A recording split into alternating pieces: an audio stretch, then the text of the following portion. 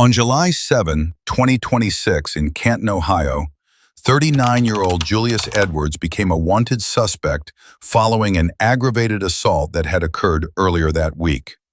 Canton police and the U.S. Marshals attempted to take him into custody, but Edwards fled. A regional alert was issued. At 7:27 p.m., flock cameras finally located his gray Kia Telluride on Darrow Road in Hudson. What appeared to be nothing more than a routine arrest of a wanted fugitive suddenly turned into nearly an hour of chaos. A serious crash, gunfire, a carjacking, and two separate pursuits before it finally came to an end.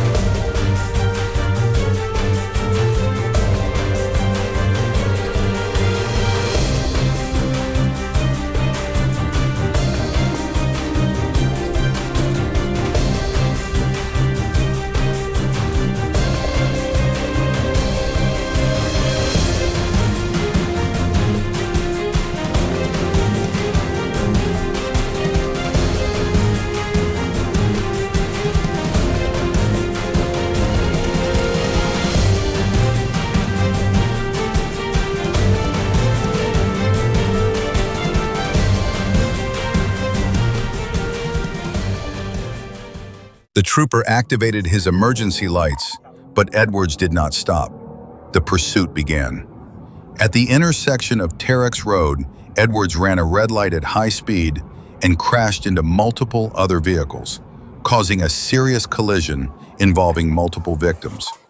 Edwards got out of the vehicle and fled on foot into the surrounding area. Then something happened that took the situation to an entirely different level.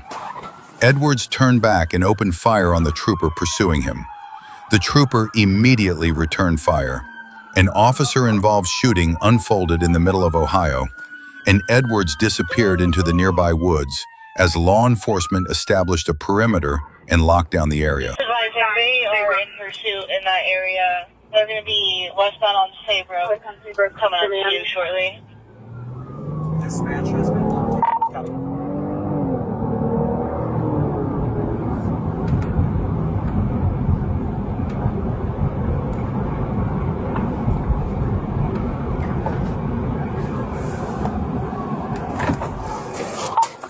What's the update location?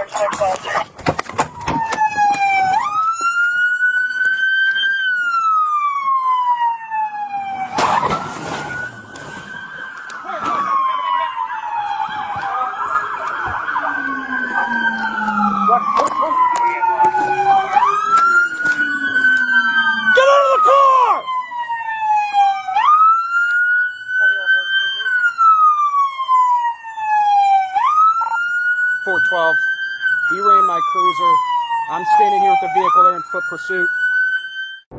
This is Metro Parks 412 on Main. Good.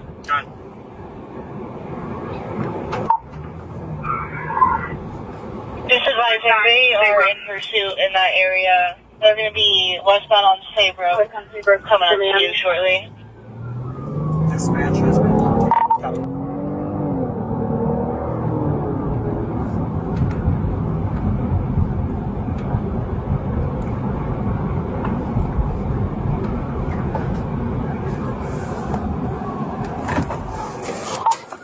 What's the update location?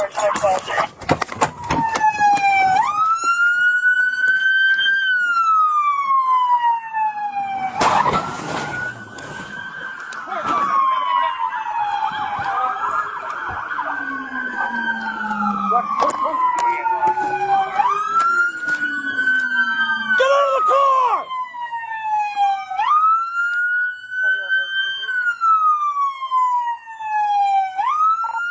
412. He ran my cruiser. I'm standing here with the vehicle. They're in foot pursuit.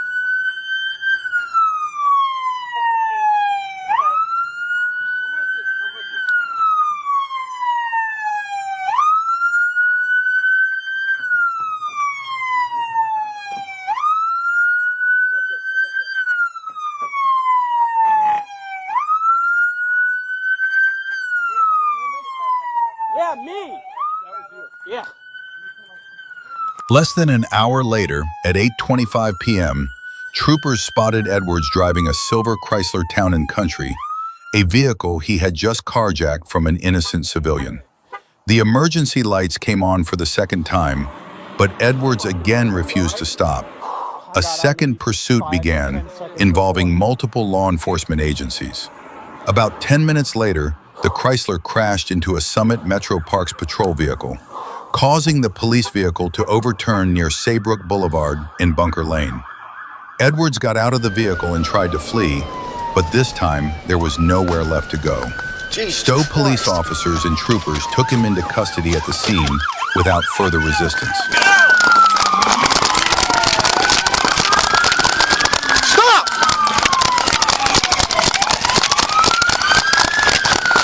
The Summit Metro Parks officer sustained minor injuries in the crash, and no other law enforcement officers reported any injuries. The victims involved in the crash at the intersection of Terex Road were confirmed to have sustained serious injuries requiring medical treatment. Edwards now faces multiple serious charges, including intentionally causing injury and domestic violence related to the incident earlier that week. In addition to fleeing from law enforcement twice, causing a serious crash, using a weapon against a law enforcement officer, and unlawfully taking a vehicle. Nearly an hour of chaos, 2 pursuits, an armed confrontation, the unlawful taking of a vehicle, and a series of decisions that push the situation from bad to worse. This is not a story about someone who was backed into a corner. It is a story about someone who had multiple opportunities to stop, and each time chose to keep going.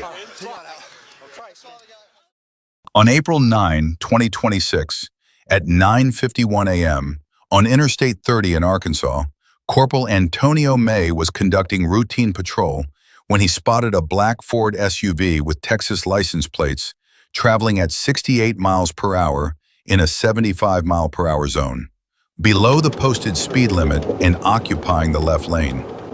Corporal May activated his emergency lights and siren at mile marker 40. The vehicle slowly moved onto the right shoulder and appeared to be coming to a complete stop. What appeared to be nothing more than a routine stop for improper lane usage suddenly turned into a 129 mile per hour pursuit and a reason for fleeing that few could have predicted.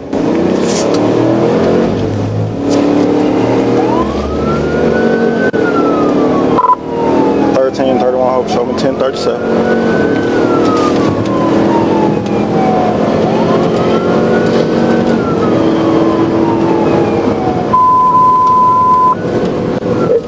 Net direct 1331, net direct 1331, now 63, Hope, G3.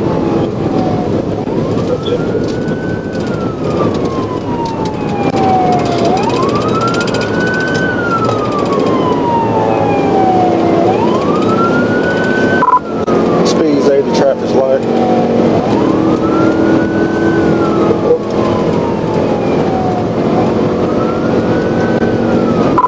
Passing the 42. He's fine.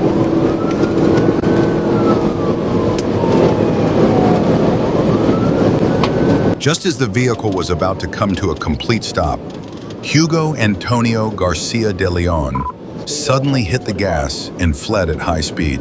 Corporal May immediately notified dispatch that a pursuit was underway.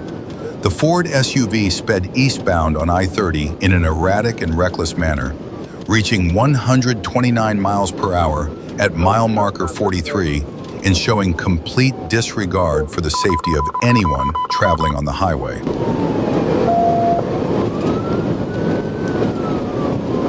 Night patching together. Oh, 1335, 1336, but no club. passing them 44, speeds 122. Traffic still hot.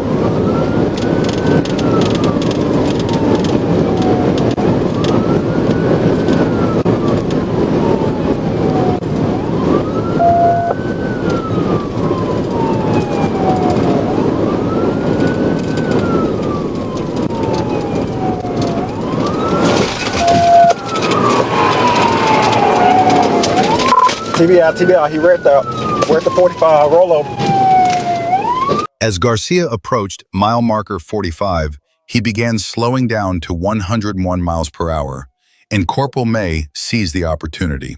He successfully performed a TVI on the right side of the vehicle, causing the SUV to leave the roadway and come to a stop. Corporal May repeatedly ordered Garcia to exit the vehicle. Garcia complied and was taken into custody. However, Garcia sustained serious injuries in the crash. Pafford EMS was called to the scene, and Garcia was transported to Southwest Arkansas Regional Medical Center in Hope before being airlifted to UAMS in Little Rock for surgery. No tengo nada. Perdón, solo mi teléfono, mi móvil. Ayer fue, call me. Mi dedo, me duele. ¡Ah! Mi dedo, no. Quick. Yo me dejo. ¡Ah!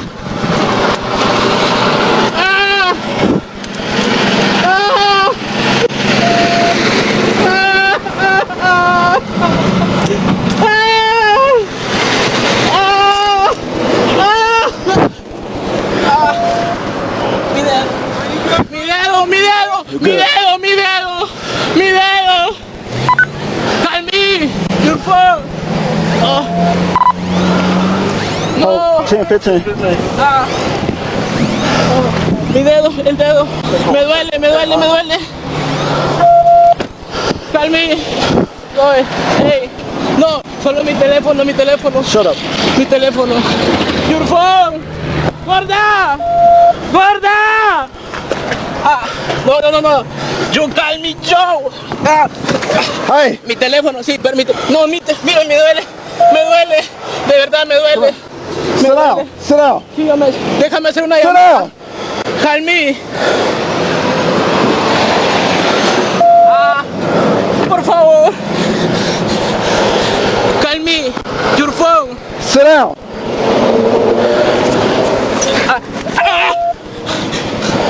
Sí, no. Yo me dejo, pero solo el dedo. Mi dedo. ¡Ey! ¡Ah! ¡Cielo! ¡Me quebraron el dedo!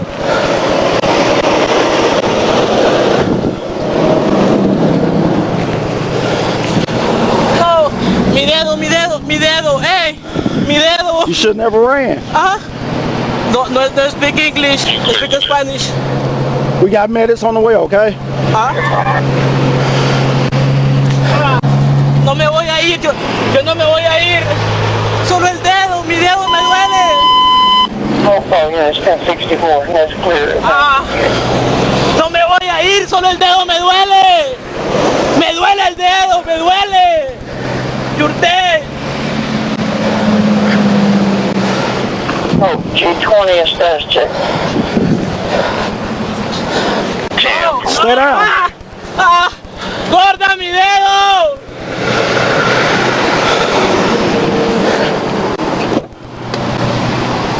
No hay nada ahí, voy a trabajar. Your work. No papers, ilegal. You should never ran.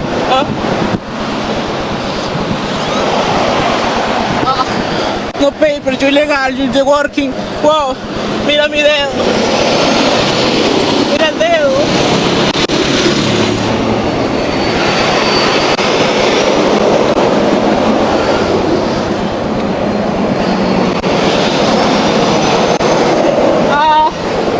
Hey, mira mi dedo. Por favor. No me voy a ir. You're dangerous, yeah. We got medics on the way.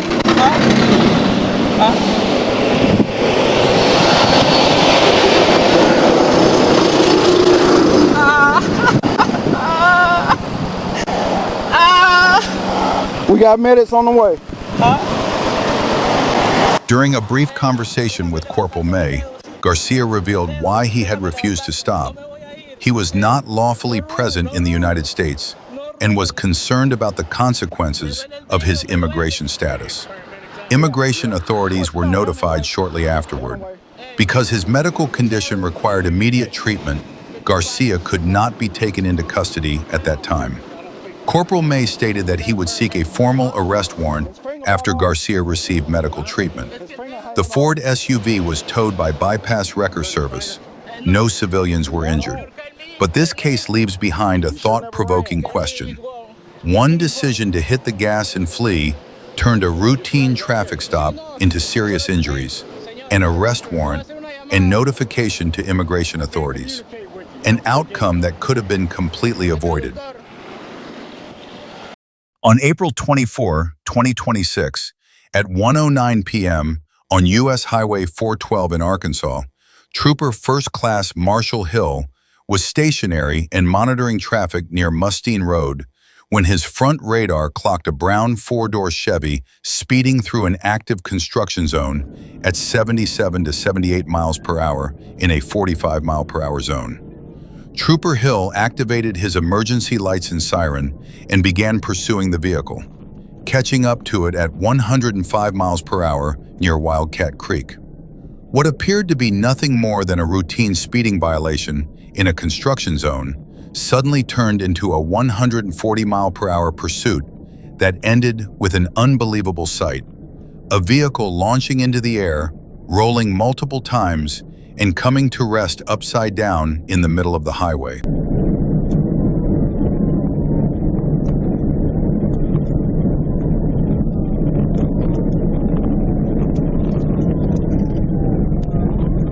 .764 Young Sam Adam. We're still going.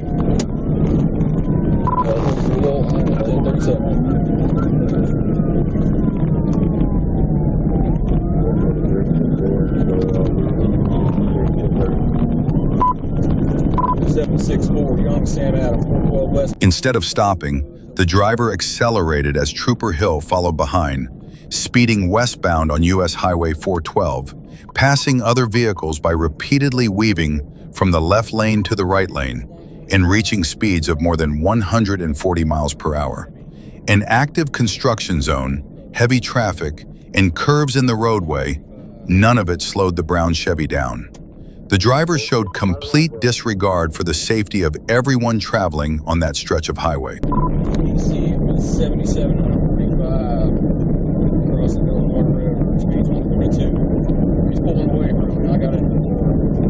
As the vehicle crossed the Illinois River near Robinson Road and attempted to pass another vehicle through a right-hand curve, the driver overcorrected.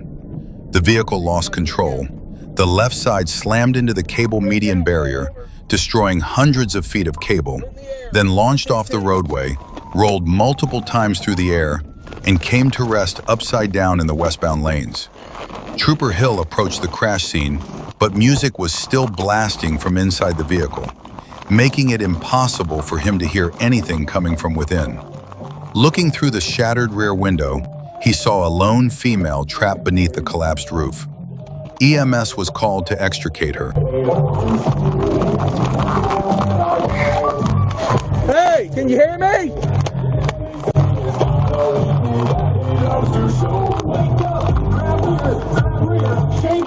Hey, can you hear me?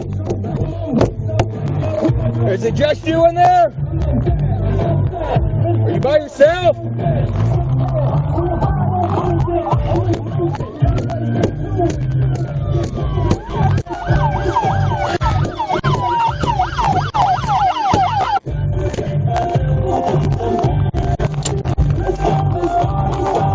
Sounds like a female, but I can't see or hear anything. I can't get this flash.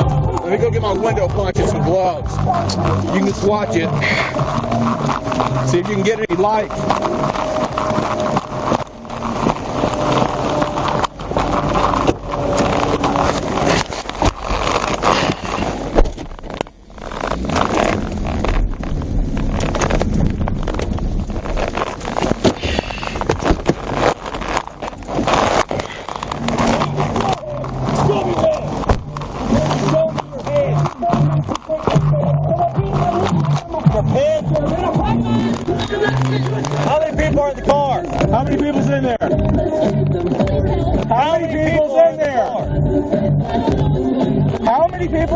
car with you? Is it just you, or is there other people in there?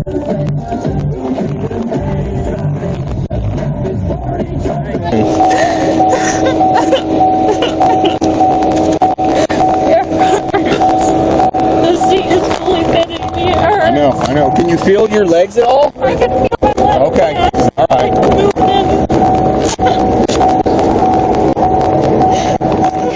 The woman was identified as Krista Bunch. While still trapped inside the vehicle waiting to be rescued, she spontaneously told the trooper that she had panicked and was running late for a personal matter. Pafford EMS transported Bunch to Washington Regional Medical Center. After she was medically cleared at 4 p.m., she was released to Trooper Hill and transported to the Washington County Detention Center at 4:20 p.m. Hundreds of feet of cable median barrier were destroyed. The Chevy was impounded by All-Star Towing. Bunch now faces 5 charges, including fleeing from law enforcement at high speed, reckless driving, speeding, unsafe lane usage, and felony property damage. No civilians were injured. But this case ends with a question that no one can answer for Krista Bunch. What personal matter could possibly be important enough to risk 140 miles per hour, an overturned vehicle, and her own future?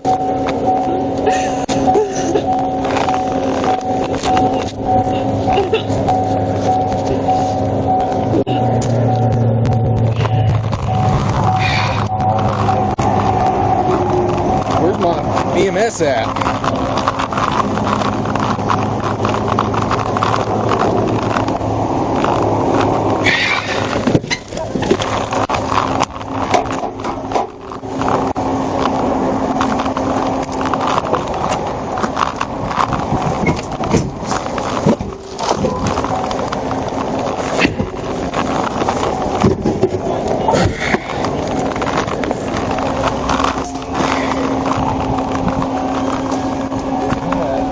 I got it, man. You go.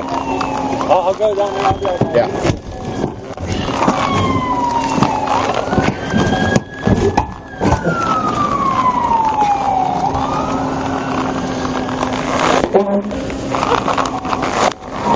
Hey, Trista, so you can't crawl out at all? No. Okay. It's hitting me by the ribs. Okay. I can feel it pressing down. What? I can feel it pressing down. Okay, all right.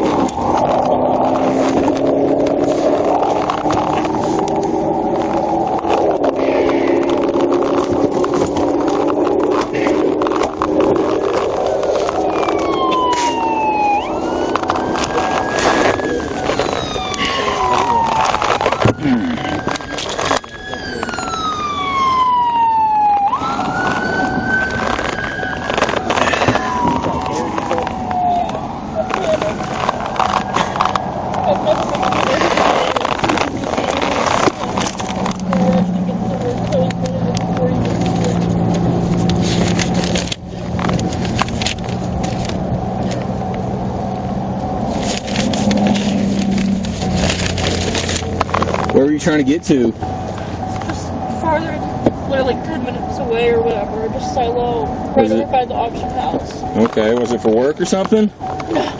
It was for a personal matter. I was supposed to be somewhere earlier, and then I was watching a show and got caught up. Okay. And so I panicked. Okay. I'm gonna watch her. Yeah. Here, this is your flashlight. Okay.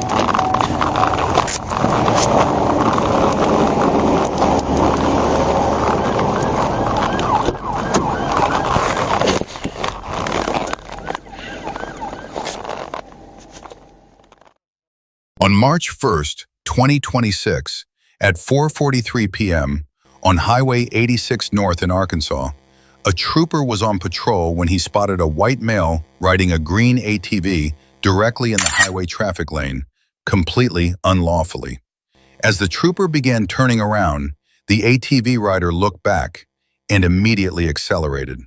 What appeared to be nothing more than a routine stop to address a simple ATV traffic violation suddenly turned into a winding pursuit through farm fields, ending with an overturned ATV, 3 taser deployments, and a hand that refused to leave the waistband.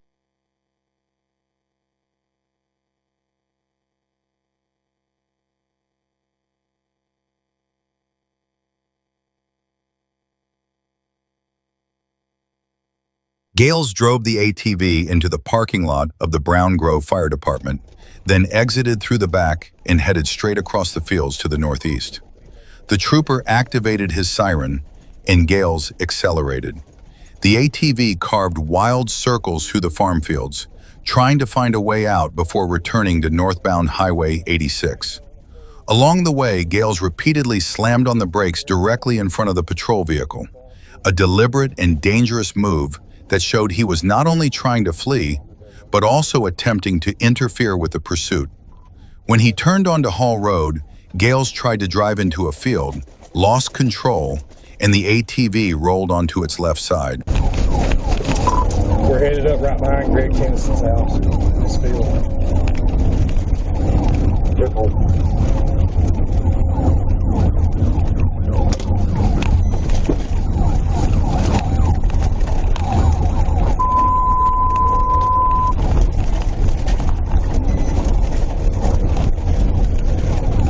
Just come back out on the highway. Great.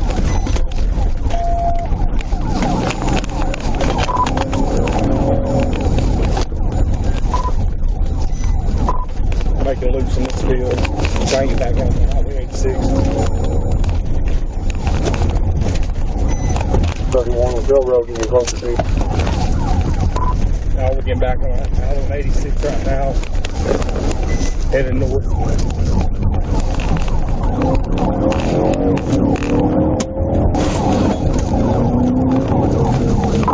Keep slamming on his brakes in front of him.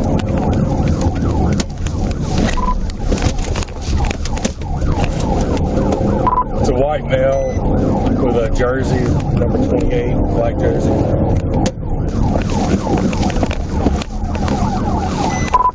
Fixed turn on Bell Road. We're going on Bell Road right now.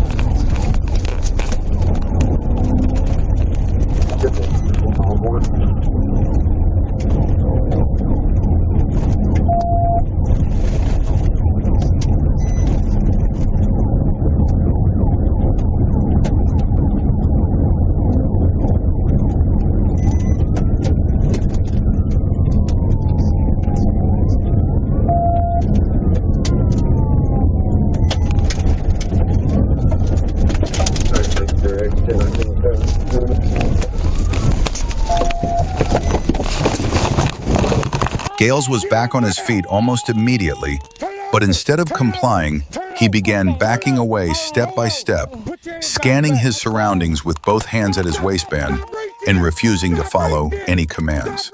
This is the moment every experienced officer recognizes. A man who has just rolled an ATV, shows no signs of pain, refuses to stop, and keeps his hands at his waistband is either hiding something or preparing to do something. The trooper deployed his taser for the first time. It worked, and Gales fell to the ground. But as soon as he was down, he rolled over, reached into his waistband, and refused to comply with commands. A second taser deployment, Gales still refused to comply. A third taser deployment, a 5-second cycle. This time, Gales finally placed both hands behind his back and was fully taken into custody.